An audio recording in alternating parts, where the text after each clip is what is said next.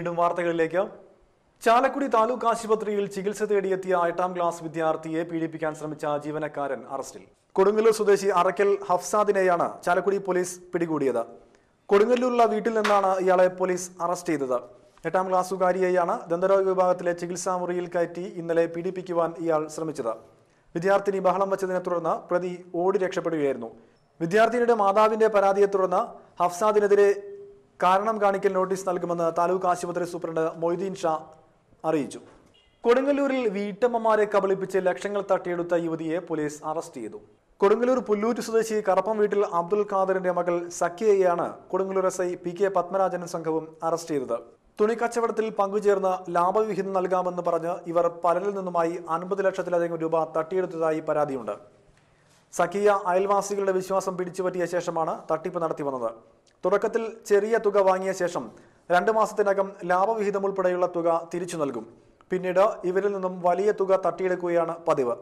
ഇത്തരത്തിൽ സക്കിയയുടെ ബിസിനസ്സിൽ 14 ലക്ഷം രൂപ വരെ മുതൽ മുടക്കിയവർ ഉണ്ട്. 50,000 രൂപയ്ക്ക് 2 മാസത്തേക്ക് 10,000 രൂപ ലാഭം നൽകുന്ന സക്കിയയുടെ വലയിൽ കുടുങ്ങിയവർ സ്വർണം പണയം വെച്ചും കടം വാങ്ങിയും നിക്ഷേപം നടത്തിയിട്ടുണ്ട്. ഡിസംബർ 24-ാം തീയതി കുറച്ച് സ്വർണം വാങ്ങിച്ചുകൊണ്ട് പോയി. മാടിൻ്റെ കച്ചവടം പറഞ്ഞിട്ട് വാങ്ങിച്ചുകൊണ്ട് പോയത്. അത് 2-3 ദിവസം കഴിഞ്ഞപ്പോൾ ലാഭവും ഒരു 10,000 രൂപയും ഈ സ്വർണവും തിരിച്ചുണ്ടെന്ന് അങ്ങനെ വിശ്വാസം പിടിച്ചു പറ്റി.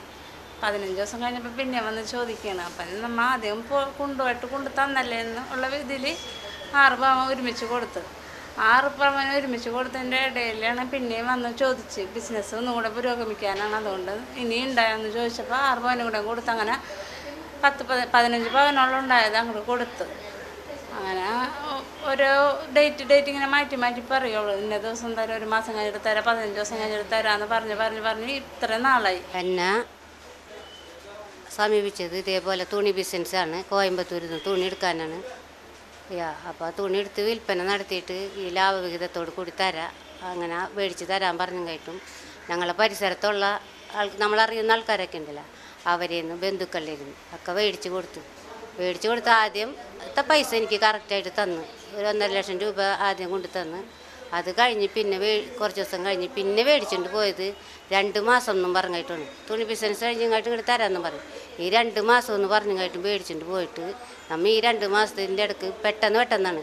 ഇപ്പോൾ 2 ദിവസം കഴിയുമ്പോൾ ഒരു 1.5 ലക്ഷം മേടിച്ചുകൊണ്ട് 2 ദിവസം കഴിയുമ്പോൾ വന്നിട്ട് പറയും, ദേടോ എനിക്ക് അടുത്ത ആഴ്ച ഇത്ര രൂപ കൂടി വേണം കേട്ടോ, തുണി ഇറക്കാൻ അങ്ങോട്ട് പോവുകയാണ്, ഓണത്തിൻ്റെയും ഇതിൻ്റെ 4 ഇതിലേക്കും തുണി ഇറക്കണം, പറവൂരൊക്കെ ഇപ്പോൾ തുണി ഇല്ലാണ്ടിരിക്കുക എന്നൊക്കെ പറഞ്ഞിട്ടാണ് കടയിൽ ഇറക്കാനാണെന്നും പറഞ്ഞിട്ടാണ് ഈ ചെയ്തതൊക്കെ.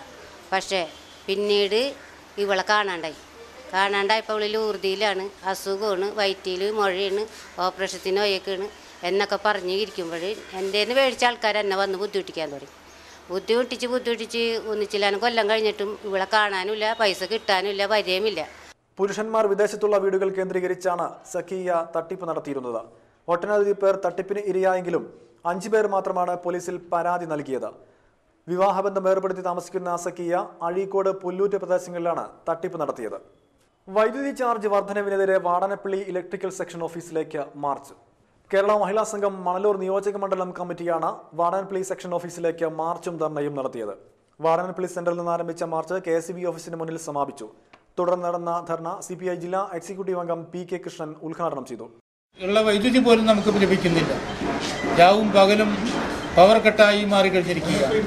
ഇതെല്ലാം കാണിക്കുന്നത് UDF ഗവൺമെൻറ്റിൻ്റെ തെറ്റായ നയങ്ങൾ മൂലമാണ് ഇന്ന് നമ്മൾ ഈ ദുരിതങ്ങളൊക്കെ തന്നെ അനുഭവിച്ചു കൊണ്ടിരിക്കുന്നത്.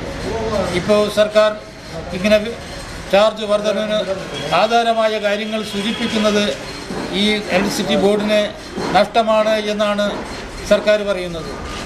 മഹിളാ സംഘം വാടനപ്പള്ളി പഞ്ചായത്ത് സെക്രട്ടറി ഷക്കീല ഉസ്മാൻ അധ്യക്ഷയായിരുന്നു.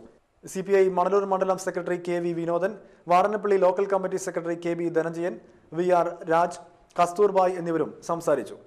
വീണ്ടും പ്രധാന വാർത്തകൾ.